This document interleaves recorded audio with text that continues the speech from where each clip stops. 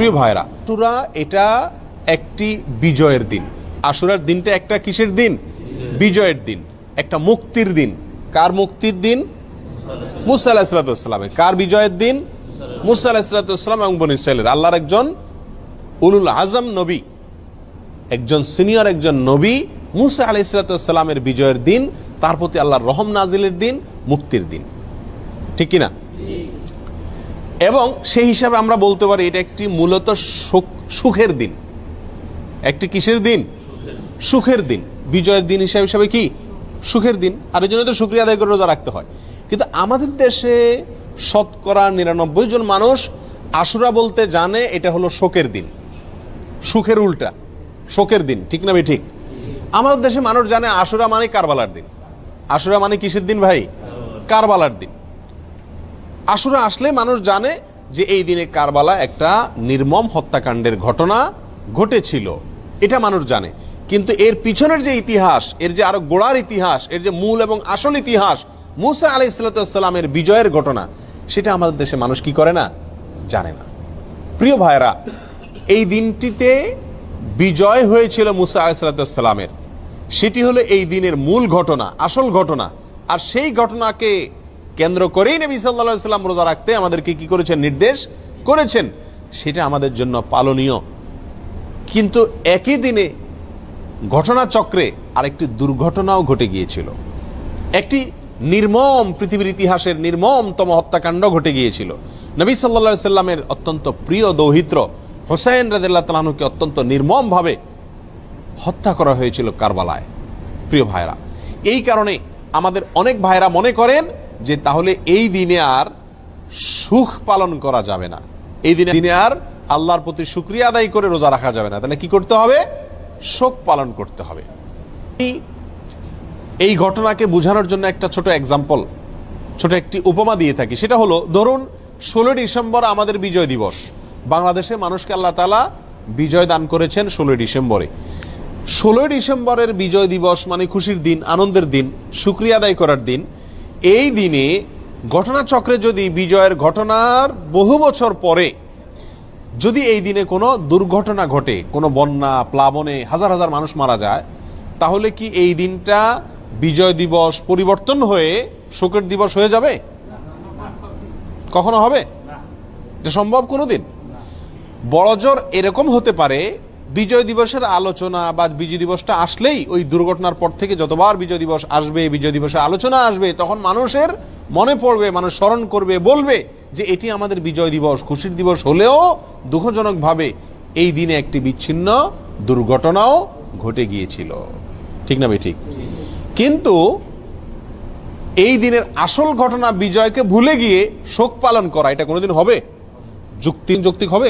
হবে না।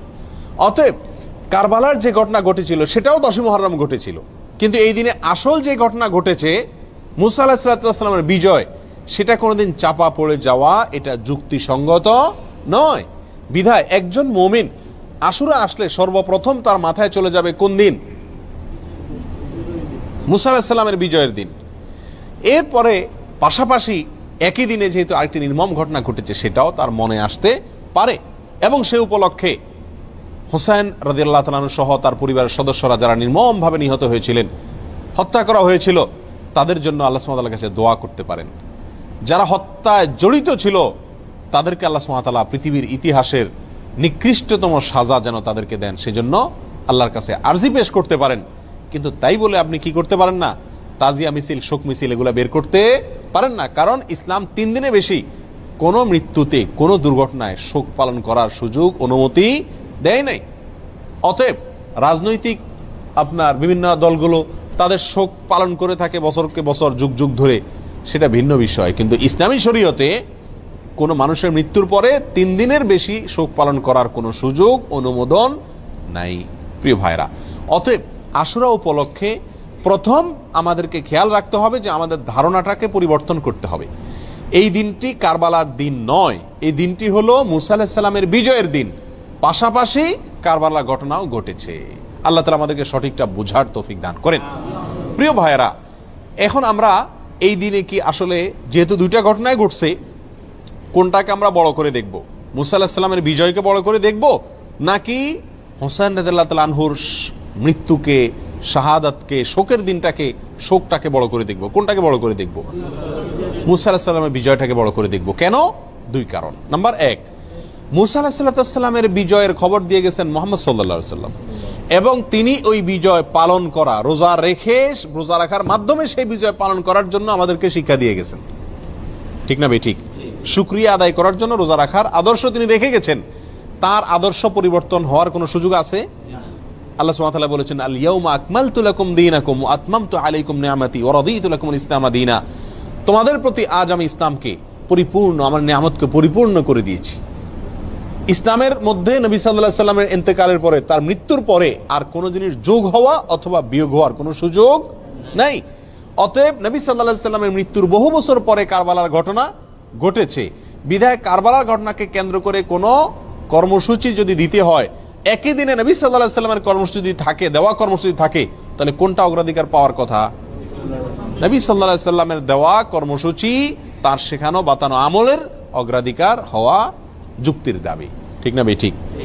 প্রিয় ভাইয়েরা, অতএব এই দিনে আমাদের যে ভুল একটি কালচার আমাদের সমাজে প্রচলিত আছে, সেটা হলো এই দিন উপলক্ষে আমাদের সমাজে সবচেয়ে বড় ভুল, এই দিন উপলক্ষে সবচেয়ে বড় ভুল হলো যে এই দিনটাকে আমরা মনে করি কারবালার দিন।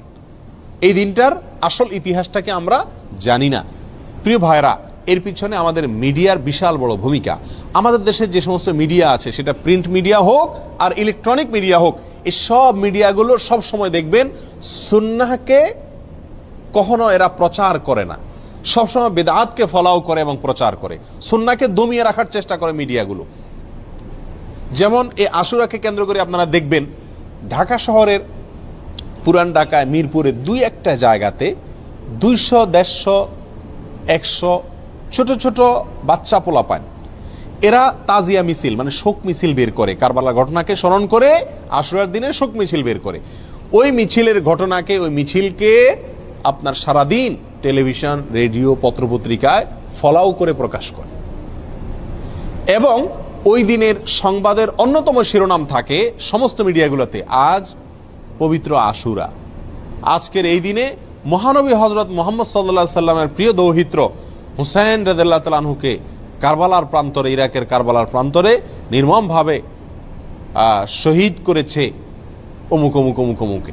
এখানে বলতে বলতে কোন কোন মিডিয়াতে, বিশেষ করে রেডিও চ্যানেলগুলোতে বিশিষ্ট সাহাবী, কোরআনের লেখক, ওহির লেখক মুআবিয়া রাদিয়াল্লাহু তাআলা আনহুকে অকথ্য ভাষায় গালিগালাজ করা হয়।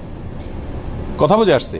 এবং সংবাদে আরো বলা হয় এই দিনটি উপলক্ষে রাজধানী ঢাকা সহ দেশের বিভিন্ন জায়গায় তাজিয়া মিছিল বের করা হয়েছে, অর্থাৎ শোক মিছিল বের করা হয়েছে। প্রিয় ভাইরা, 150-200 লোকের 2-3টা মিছিল, এটা সারাদিন সংবাদে বলে। একই দিনে মহানবী হযরত মুহাম্মদ সাল্লাল্লাহু আলাইহি সাল্লামের সুন্নাহকে পালন করতে গিয়ে, নির্দেশকে পালন করতে গিয়ে সারা দেশে লক্ষ লক্ষ মানুষ নফল রোজা রেখেছেন, সেই কথা কিন্তু কোনো মিডিয়া কি করে না, বলে না। যার কারণে মানুষ ওই ভুলটা জানে, সঠিকটা জানে না, বেদাত জানে, সুন্নাহ জানে না, একটা জানে আরেকটা জানে না। ঠিক না ভাই? ঠিক। প্রিয় ভাইরা, অতএব আমাদেরকে সঠিকটার প্রচার করতে হবে। এই জাতীয় বিষয়গুলোকে বেশি বেশি কি করতে হবে? প্রচার করতে হবে। আজ মিডিয়াতে যদি এই দিনের মূল ঘটনা যেটি হাদিসে বর্ণিত হয়েছে সেটি যদি আসতো, পাশাপাশি কারবালা ঘটনাও আসতো, তাহলে সেটা কি ছিল না? দোষণীয় ছিল না। আল্লাহ তাআলা আমাদের সকলকে আশুরা উপলক্ষে যে সমস্ত ভুল ধারণা আছে, ভ্রান্ত ধারণা আছে, সেগুলোকে সংশোধন করবার তৌফিক দান করুন। আল্লাহ তাআলা আমাদের সকলকে আশুরা উপলক্ষে একমাত্র আমল হলো নফল রোজা রাখা। আর আমাদের তাজিয়া মিছিল যারা করে, তারা চাঁদা টাদা উঠায় ওই দিন ভালো করে আরো খিচুড়ি খায়। যেদিন হাদিসে নফল রোজা রাখতে বলছে, কানাই বন্ধ করতে বলছে, তারা ওই দিন আরো বেশি কি খায়? খিচুড়ি খায়। ডেক বসায় দেখবেন মনে মনে, এবং খিচুড়ি পাকায়, বিতরণ করে খায়। প্রিয় ভাইরা, এই দিনটি নফল রোজার দিন, এই দিনটি মুসা আলাইহিস সালামের বিজয়ের দিন, পাশাপাশি একটি নির্মম ঘটনার দিন। কোনো মুমিনের জন্য এটা কষ্টের কারণ না হয়ে থাকতে পারে না। নবী সাল্লাল্লাহু আলাইহি সাল্লামের প্রিয় নাতিকে নির্মমভাবে হত্যা করা হয়েছে সপরিবারে, এই ঘটনায় ব্যথিত না হয়ে কোনো মুমিন থাকতে পারে না। অতএব আমরা সকলেই ব্যথিত। আমরা আল্লাহর কাছে বিচার চাই হত্যাকারীদের, আল্লাহর কাছে মর্যাদা চাই নিহতদের। কিন্তু তাই বলে নবী সাল্লাল্লাহু আলাইহি সাল্লামের বাতানো আমল, আদর্শ, সুন্নাহ সেটা চাপা পড়ে যাবে, ভুলে যাব আমরা। এর চাইতে জুলুমের কথা, এর চাইতে অবিচারের কথা আর কিছুই হতে পারে না। আল্লাহ তাআলা আমাদের সকলকে মুহররম মাসের তাৎপর্য, করণীয়, আশুরার তাৎপর্য, করণীয় ভুল ধারণাগুলোকে সংশোধন করবার এবং বর্জনীয় কাজগুলোকে ছাড়বার তৌফিক আল্লাহ তাআলা দান করুন। ওয়া আখিরু দাওয়ানা আনিল হামদুলিল্লাহি রাব্বিল আলামিন।